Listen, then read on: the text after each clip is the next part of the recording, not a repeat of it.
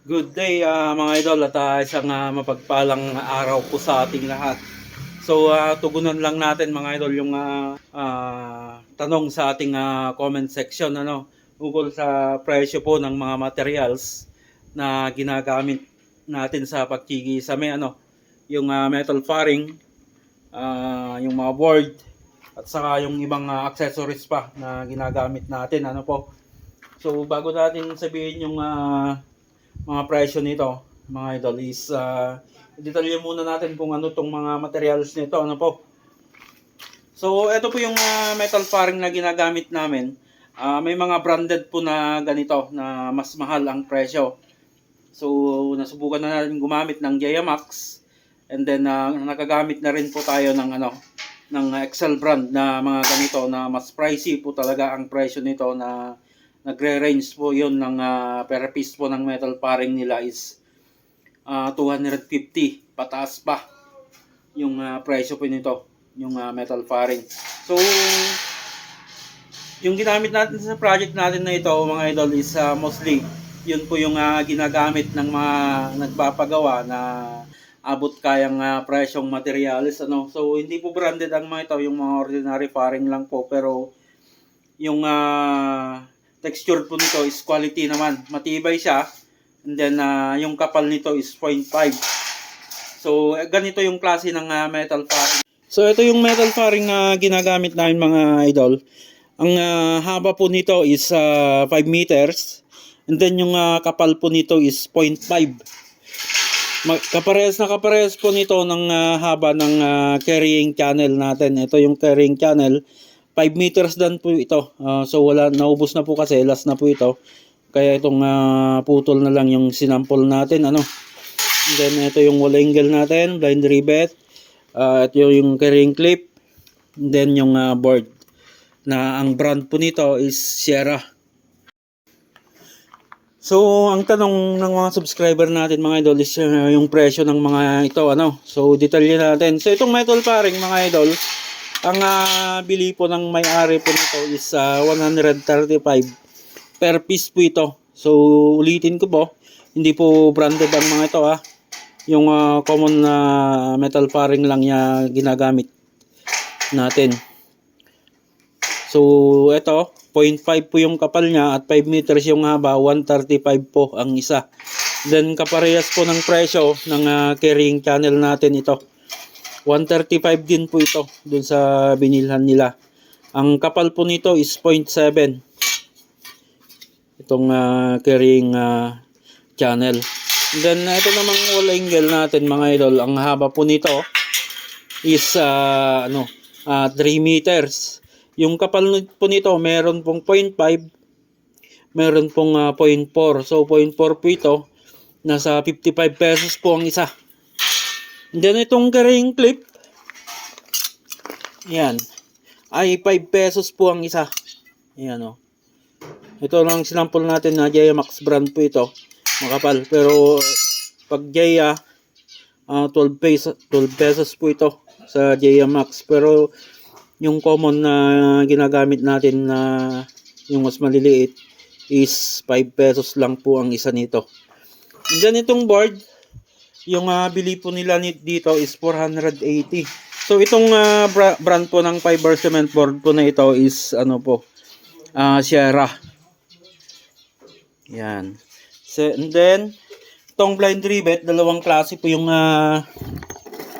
ginagamit natin dito. Dalawang klase yung haba, pero isa yung size. So 532 po ang size po nito, pero yung haba is 532 by 3/4, and then 532 by 1/2. So itong 1/2 mga idol is kadalasan ginagamit namin sa framing. Pwede rin po ito sa mga high ceiling natin o yung wala pang design. And then pag may design na talaga dun sa may mga cove, and then particularly sa mga design na ginagawa natin, ito na mas mahaba by 3/4 or by 1 inches po yung haba yung ginagamit natin para makasure po tayong kakapit dun sa metal faring sa taas kahit magkapatong na yung board.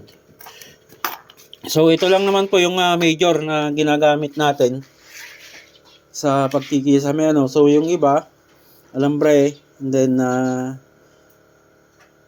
yung mga concrete nail hindi na natin dinatalye yun mga idol. So nais ko lamang pong linawin ano po. So yung price mga idol is depende pa rin po sa kung saang area po kayo naroon. So yung binigay nating price mga idol is around Nueva Vizcaya area lang po ito. So idea lang po yung binigay natin kung magkano yung presyohan. Ano po?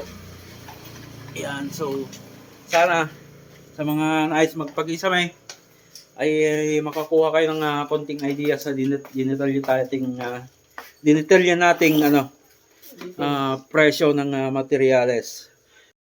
Okay, so yan yung price materials na bili po nila dito. So inulit ko po. So magkaiba po yung presyo ng branded ng na metal fairing at ng common na metal fairing o yung ordinary fairing na mga ganito. Double the price po pag branded. So, bago natin tapusin yung video mga idol, ukol sa price list ng materials na ginagamit natin sa pagkikisame. So Saturday po ngayon at payday po ng tropa. I-update na rin po natin tong project natin dito sa Cabuluan. Silipin na natin yung kabuuan ng tinapos natin ano. So baka next vlog po natin dito is ukol na sa pintura. So yung mga design na ginawa natin, then yung kisame dito sa labas, sisilipin na natin lahat. Sa likod na lang naman po yung hindi natin natatapos, and then may konti doon sa right side elevation. Tingnan natin mga idol kung yung mga design, baka makakuha po kayo ng mga idea ano. Okay, na-vlog na natin to before mga idol. Ulitin lang natin para sa mga bago sa ating channel ano po. Sa terrace po ito. And then box type yung design natin sa gilid. And then may konting drop tayo dyan sa gitna. And then naglagay tayo ng konting trellis dito ano po. So yung sa may box natin is 15 cm yung height, and then 25 cm yung yung lapad sa ilalim. Then ito 20 cm po ito. Then yung trellis natin dinikit lang po namin yung yung board. So 0.5 lang po yung kapal niyan. Yung trellis natin. Then dito sa gitna may groove din tayo diyan. So pinagpatong lang namin yung dalawang board diyan para makakabuo tayo ng groove. Yan o. Then pasok pa tayo sa loob. Sa ano po ito? Sa living area. Yan, ito po yung design natin. So design namin pala. Detalye natin yung ginawa natin dito ano. So yung cove natin is 30 cm po ito, itong nasa gilid niya. Yan. Then itong pagitan ng drop natin sa gitna ng cove is 20 cm po ito. Itong butas niya to mula sa high ceiling. Yan. Itong luwang naman po kasi nito is 140 cm by 140. Then 110 po itong luwang ng bilog. So yung trellis natin mga idol is 10 cm po yung lapad nito sa ilalim. So yung sa ilalim yung lapad niya is 10 cm, and then 1 inch lang po yung yung kapal niya. Yan. Ito naman po is tapat po ng TV console po ito. So yan lang po yung simpleng design natin. So box type lang po. 30 cm yung lapad po nito. And then pinutol natin sa gitna. Yung drop natin dyan is 2 inches. Yung drop natin ng mas maliit. And then ito yung height nito is 15 cm. Yan. So ito yung pinaka-receiving ng mga rooms. Yan o. So 25 cm po ito. And then yung trellis natin is 2 inches by 2 inches. Magkasawa to magkaparehas. Magkaparehas po ito, dalawa. Then yung room 1, yan, cove ceiling po ito. Itong room 1.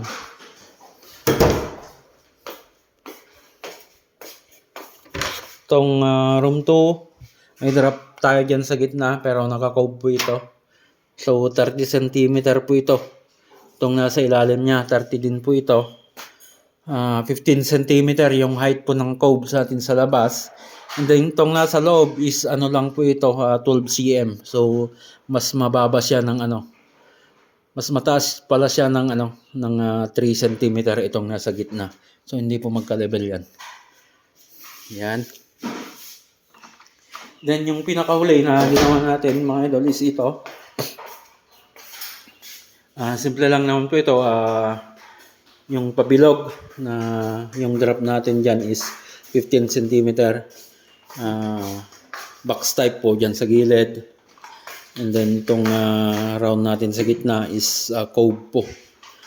15 cm yung drop natin dyan. And then yung lalim doon sa cove mga idol is 10 cm. So lahat ng cove pala mga idol, yung lalim lang natin dito is ano, 10 cm. So hindi na natin papasukin mga idol yung master's bedroom for privacy. Pero tapos na po yan. Tapos na rin po dyan. May konting cove lang po na nilagay dyan. Then dito sa labas, sa mga pinaka-eaves. So yung nilagay po natin dito mga idol is board, fiber board. Yan o. So dito sa gilid, yung lalagay nating pasya dito, papalitan po kasi natin lahat ito. Fiber cement board din po na 6mm po yung kapal niya.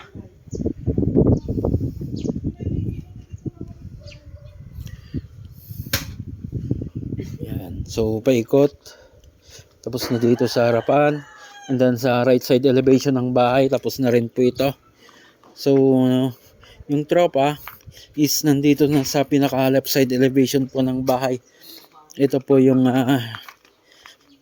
pinakahuli siguro na gagawin na bago magpintura. Ayan o. Sanay pa nga muna. Yan, so ito na lang mga idol yung hindi pa natatapos. Yung pinaka left side elevation ng bahay.